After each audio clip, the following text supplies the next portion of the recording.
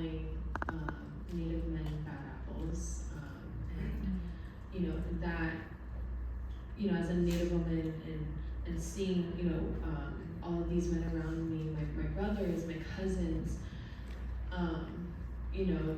that really kind of hurt, because I saw that there was this perpetual representation of our men that people keep spreading, and the reality of it is our people are still very unhealed.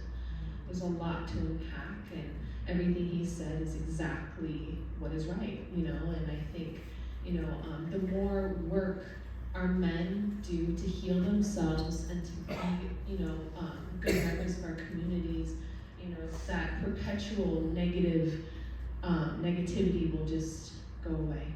And it's very few of us that are seeing that, and it's harmful, because our young men, like he said, they embody that.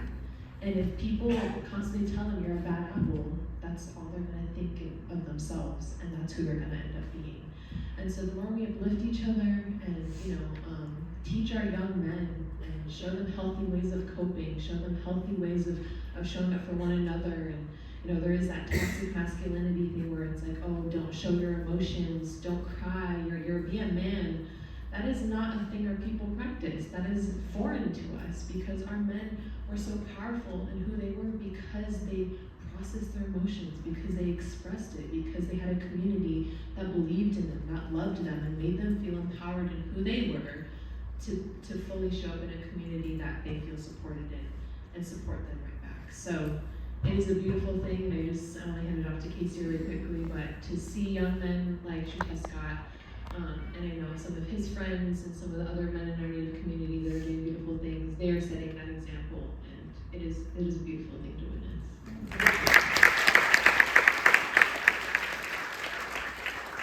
I'm in really deep agreement with both of you, and I really appreciate it. By the way, Julia, I did want to say thank you for opening us in such a powerful way. You really did bring us where we needed to be to even start this discussion, so thank you. There was a period of time within the last 10 years when the word patriarchy has really gotten heavy duty, and we see that reflected within the present administration. And I'm going to go back to so many teachings all the time within the Ponca way of being. We're supposed to pity them and pray for them.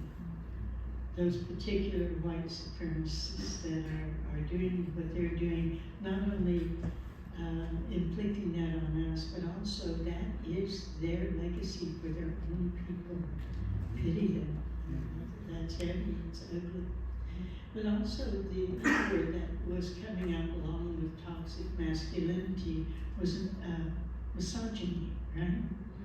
So I started seeing kind of a bit of a tilt in this, what's called feminism, perhaps. That was, when I was a teenager in the 1960s, when that was a big deal, And during that period of time, it was tilted a little bit into an unhealthy space where men were not really being upheld in the manner in which they should, as 50% of the universe, of a power source that has a very sacred space.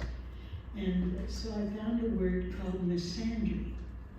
And that is the word of feminism when it's taken to its extremism and does not respect the masculine. And I think it's so important. I'm the mother of 2 daughters and 2 sons.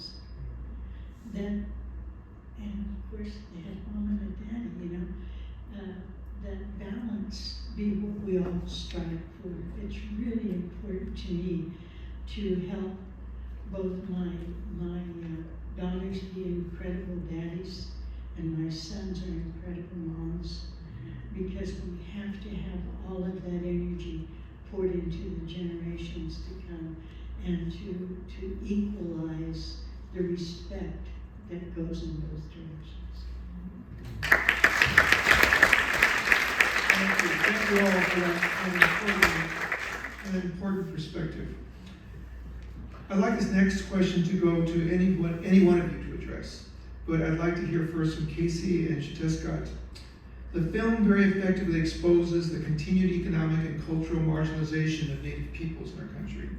This situation is expected to only intensify under the current administration through the dismantling of this nation's already inadequate economic safety net for the poor and low-income families.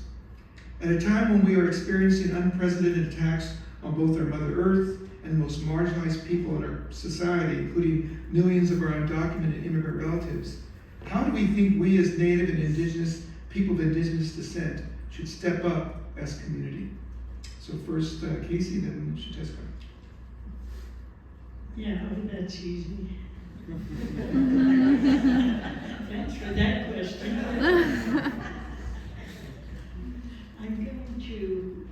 I'm listening to these incredible panelists here, and one of the things that Quannah said is taking up space. You know, we most recently were at the UN at the Permanent Forum on Indigenous Issues. When I first started going there, probably 25 years ago, there was just a small handful of us there. And then in the Paris agreements, and it was the first time the word indigenous was in there. When I was part of the Indigenous Caucus for that, then there were very few of us there, maybe 24. Some amazing people who put together the UN Declaration on the Rights of Indigenous People. The fact that I served on the Council of the Ponca Nation, even though the majority of the time it's been a masculine council since the colonists kind of etched out our government within their own standards, not ours, because we have to always remember that the Bureau of Indian Affairs here on this portion of Turtle Island, its inception was under the War Department. So you should naturally assume that anything they do is to destroy you. You should always assume that first. But also, I believe that sovereignty is what we make of it. Sovereignty is what we make of it. The sovereignty of our own spirit, the sovereignty of the ones that came before, and the sovereignty that you choose for the generations to come in front of you. I believe, for instance, now you just gotta hang with me on some of this, okay? Because it is outrageous, but when we were in the American Indian movement, we were outrageous. I'm still there, you know.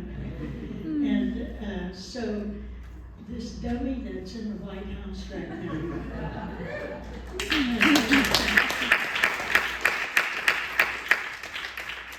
he's kind of like the last gasp of his type. I mean, you can tell he's bringing people in from South Africa. Oh goodness, how silly.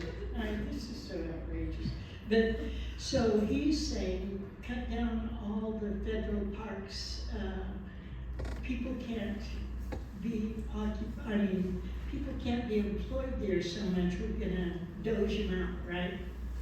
And so there's very few people in these federal parks. Well, according to their law that they created, anything that belongs to the federal government, because they stole it, is also something that has to be given back to the indigenous people of that territory. So I'm thinking, oh yes. I think that we can just have them. And I think that whatever nation has had their land stolen, like the Blackfeet, and you're right there, man, just move on.